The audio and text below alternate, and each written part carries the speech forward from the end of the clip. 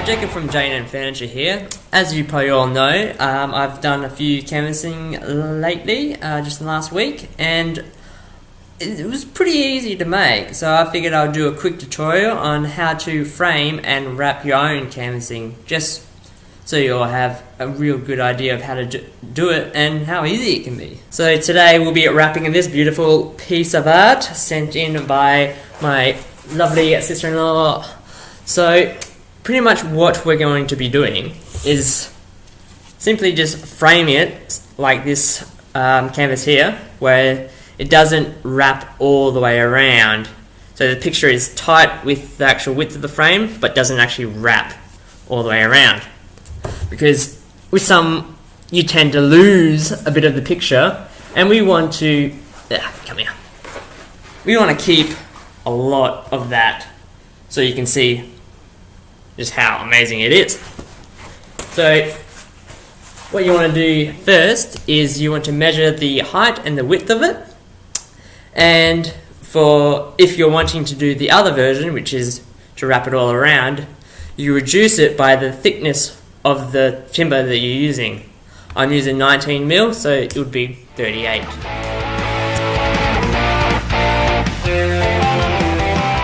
So once you've got the size of the frame that you need, what we're going to do is we're going to cut it on our miter saw. So once you miter them, just put it on a bit of cardboard like I've done there, and get some glue. You don't need too much. So then we just staple them like you've seen here.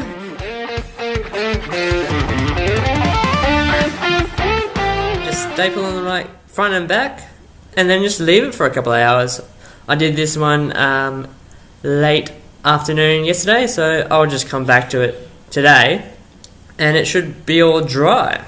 After it's all dry, what we're going to do is get a bit of sandpaper. Doesn't really matter what type, just as long as you get that arris on it, just to make it easier to wrap and just a lot easier to handle as well. Alright, let's get started wrapping it. So what we're going to do is we're going to just lay it down on the floor or any soft sort of surface. Just make sure it's clean. Put your canvas just upside down and just place the frame on top of that. What we're going to do is we're just going to check to see if all our sides are where we want it to be when it comes to folding, making sure that there's enough room to actually hold a staple, and everything seems to be where I want it to be. So now we're just going to start stapling it.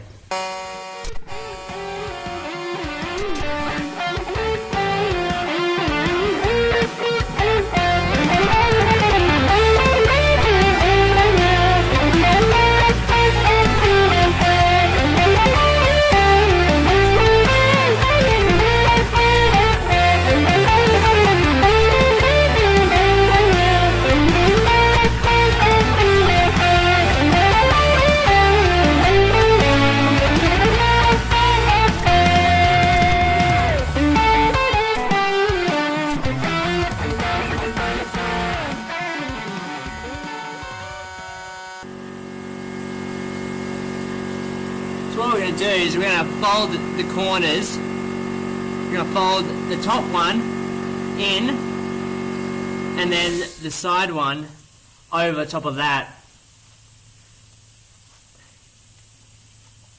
And once we've got that there, we just want to try and wrap it around.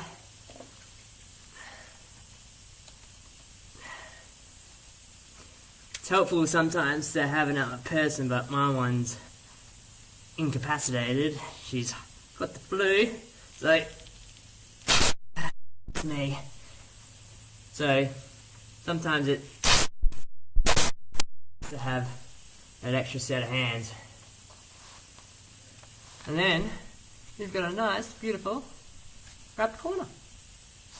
Then you just continue doing that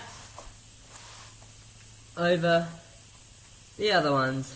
You don't want to be putting any staples anywhere close to the corners, it just makes your life a lot easier when it comes to actually doing these folds, because the more flex you've got, the easier it will be for folding.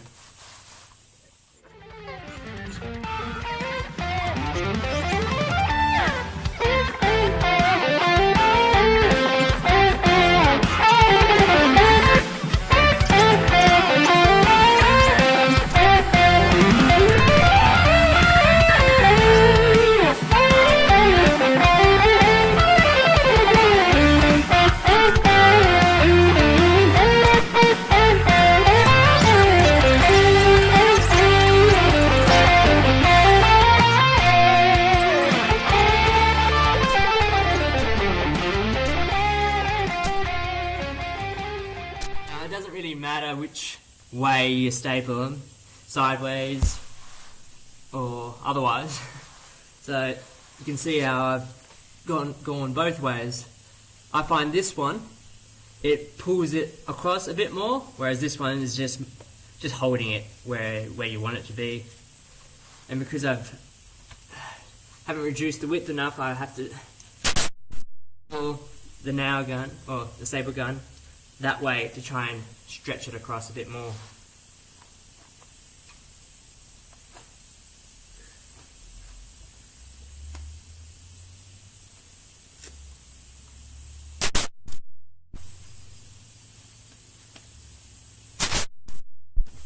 Now you don't have to use an air compressor and that sort of nail gun, staple gun. You can buy just a normal staple gun from Bunnings or any hardware store, but this one is a bit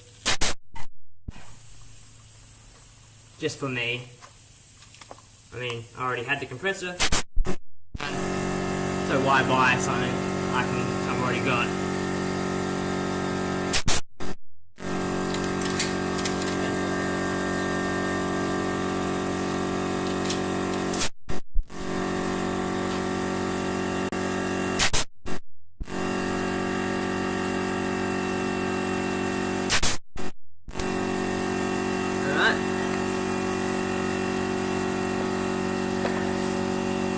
Fold the top in,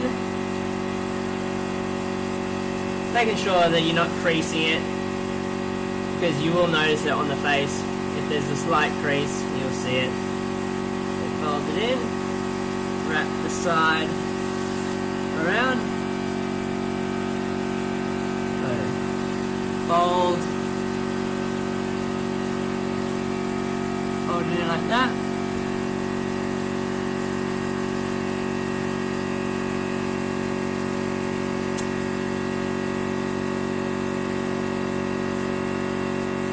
It's also real important that you get it real tight on the corners, because you don't want these corners to poke out like little bunny ears. So the tighter you can do it, the better.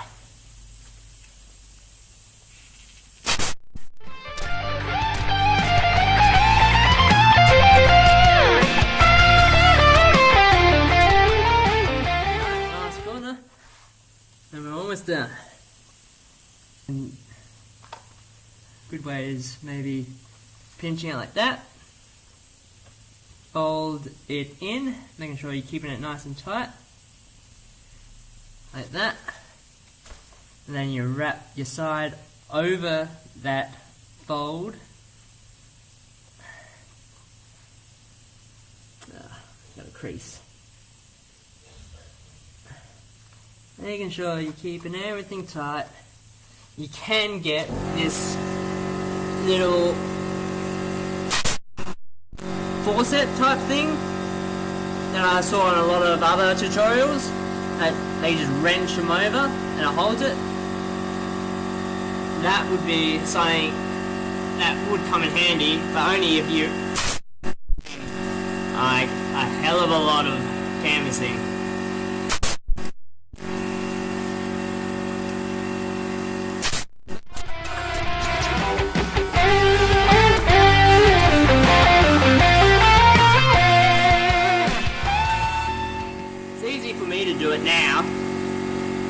I've done a handful. Like the more the easier it gets, trust me. Like the first one, I couldn't figure out how to do those corners. It was like watch, I just couldn't get it.